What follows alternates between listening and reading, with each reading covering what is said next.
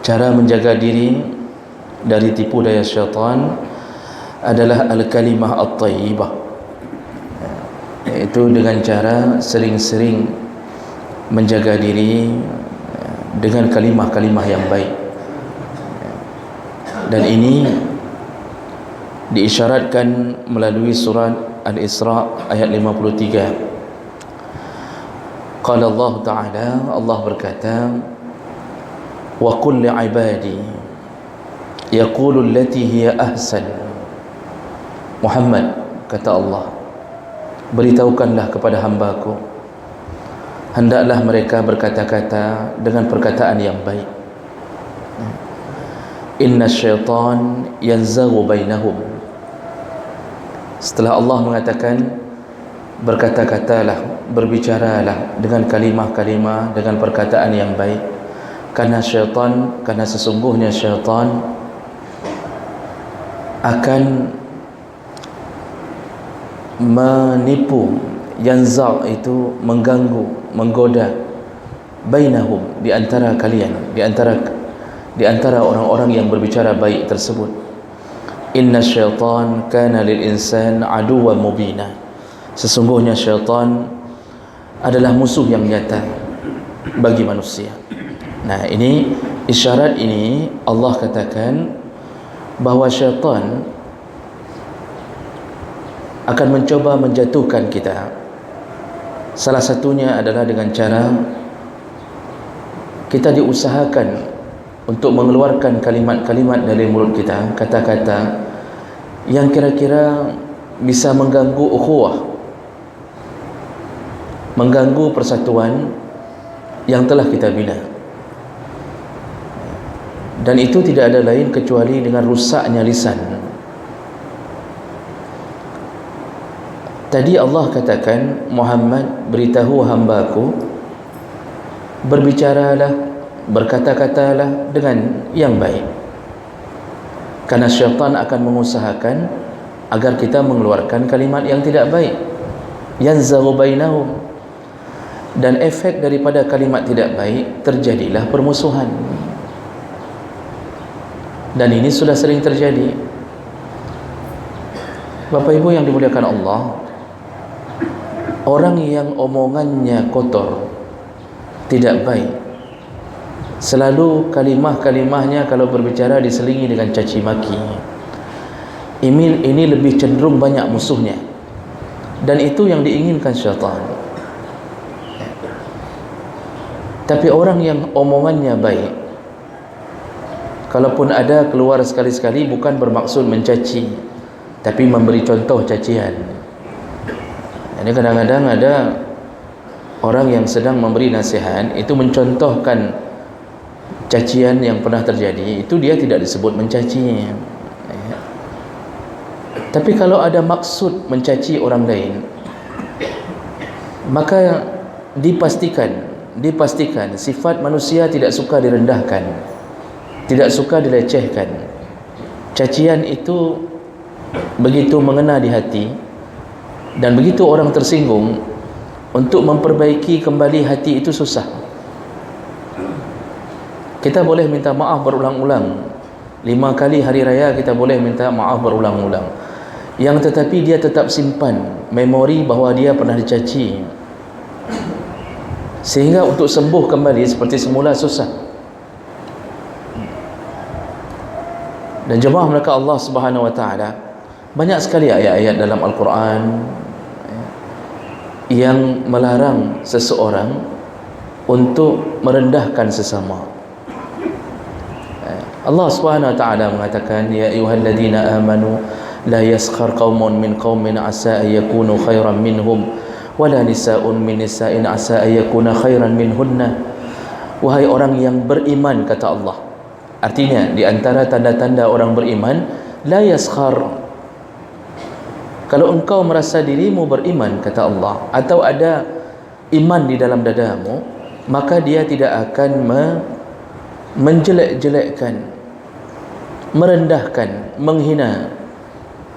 Satu kaum yang beriman tidak akan merendahkan, menghina kaum yang lain.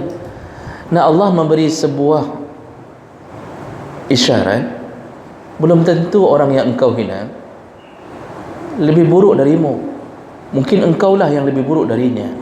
Jadi standar orang baik dengan tidak baik itu bukan pada hinaan orang, tapi pada Allah Subhanahu wa taala. Karena ada orang yang merasa kalau sudah dijadikan sumber hinaan, seakan-akan betul-betul terhina. Belum tentu. Kalaupun satu kampung menghina orang ini, di sisi Allah kalau dia adalah orang yang baik, maka tetap baik di sisi Allah. Dan itu isyarat-isyarat dari Allah.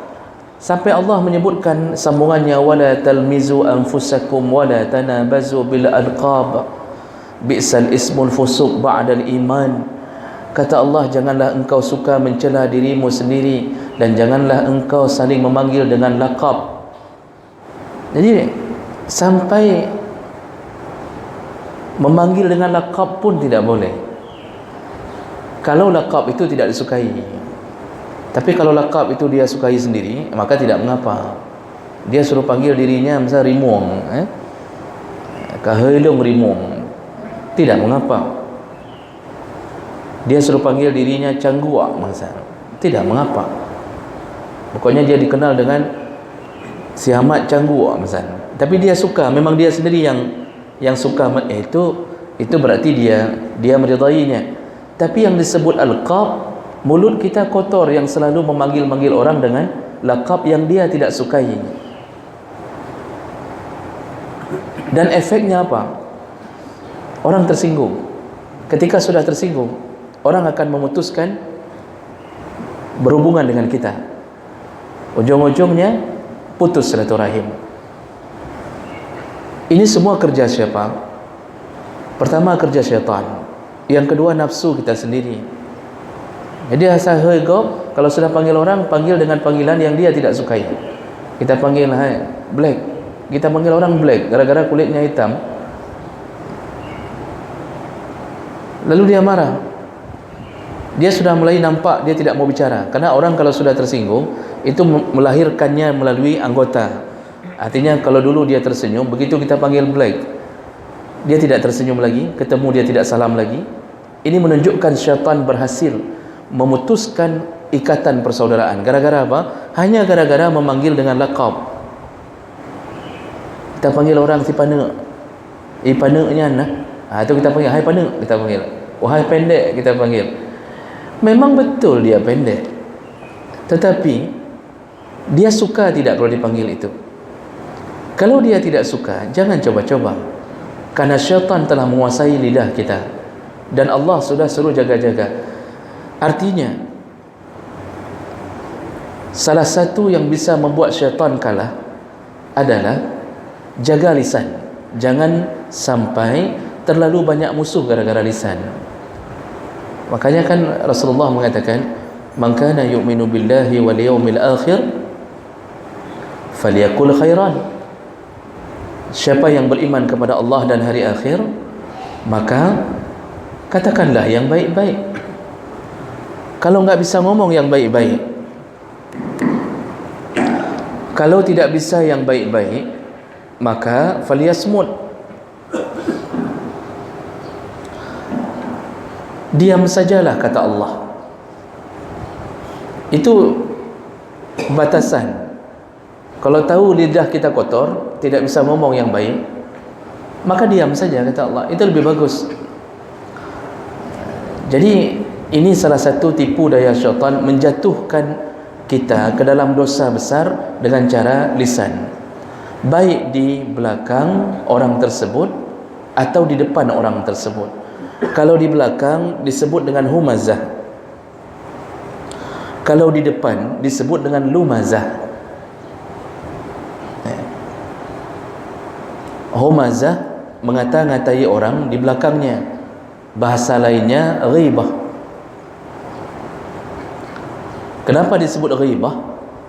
Diambil dari bahasa ghaib, karena orang yang kita kata-katai, yang kita sedang omongkan, dia dalam keadaan ghaib, tidak berada di hadapan. Yang jadi masalah, memang enak ngomong orang di belakang, enak. Yang jadi masalah, begitu dia tahu, kalau dia tidak suka, artinya sebelum dia tahu pun sudah berdosa, karena takarannya, kalau standarnya kalimah-kalimah yang kita upat itu membuat dia tidak senang dengan isi upatan itu sudah masuk ke ghibah. Enggak mesti dia tahu. Tapi yang jadi masalah besar, begitu dia tahu. Jadi kalau dia belum tahu, dia enggak tahu bahwa kita telah mengupat dia, itu tetap pergaulannya baik dengan kita, walaupun kita menusuknya dari belakang. Tapi kalau orang enggak tahu bahwa kita telah mengupat dia tetap baik dengan kita. Jadi begitu ketemu, senyum, salam, padahal katanya tak upat je ikut. Karena dia enggak tahu, dia tetap berbuat baik kepada kita. Begitu tahu, maka dia merasa telah berteman dengan pengkhianat. Misal ada orang yang kasih tahu, "Nyan pe gat hat ngaji kamu ngan. Nyai likutkah nah? Itu di belakang kamu, dia ngupat kamu." Semenjak ada orang yang memberitahu, semenjak itu dia mulai mengambil keputusan, tidak mau lagi berteman. Kemudian dia putuskan silaturahim, dan dia menunggu-nunggu kapan orang ini meminta maaf. Ngupat itu selama belum minta maaf, Allah tidak maafkan. Jadi kata kunci kita ini kalau berurusan dengan manusia, sebelum manusia itu memaafkan, Allah tidak akan maafkan. Jadi baik mayang-mayang menyo dengan orang, selama orang itu tidak memaafkan hutang kita, maka Allah tidak akan pernah memaafkan hutang kita. Selama orang itu tidak pernah kita minta maaf bahwa kita telah mengupatnya, maka selama itu dunia dan akhirat Allah tidak memaafkan kita. Jadi Allah menyandarkan dosa sesama manusia itu kepada maafnya manusia tersebut.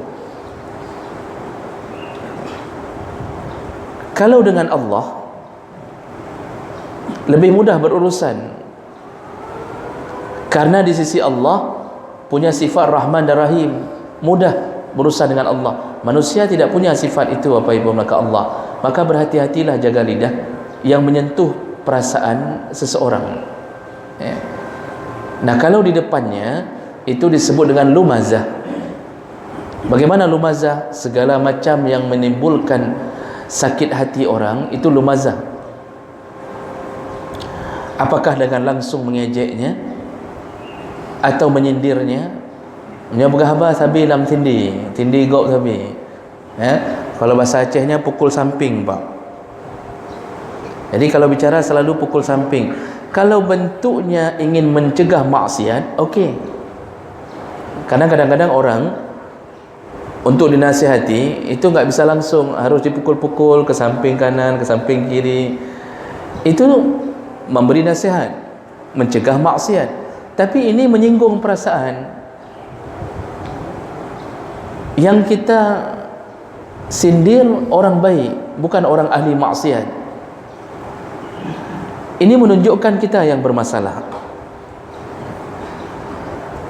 Dan semua para pengupat, semua para lumazah, humazah, Allah sudah janji bahawa mereka dikumpulkan di dalam satu neraka yang bernama neraka Hutamah.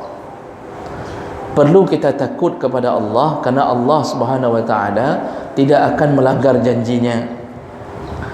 Semua para pengejek, penyindir, menyinggung, semua yang mengupat dikumpulkan dalam satu neraka kalau dia tidak taubat sampai matinya. Dan neraka itu bernama Hutamah. Al-Hutam itu artinya penghancur. Penghancur. Jadi kalau menghancurkan sesuatu dengan alat itu hutam. Neraka itu menghancurkan. Makanya di ujung ayat tadi itu kan Allah katakan fi amadim mumaddadah. Penduduk neraka Hutamah itu diikat oleh Allah fi amad, di tiang-tiang, dibakar dalam keadaan diikat. Bergerak tidak bisa, melawan tidak bisa, dan tidak ada jalan keluar. Ya.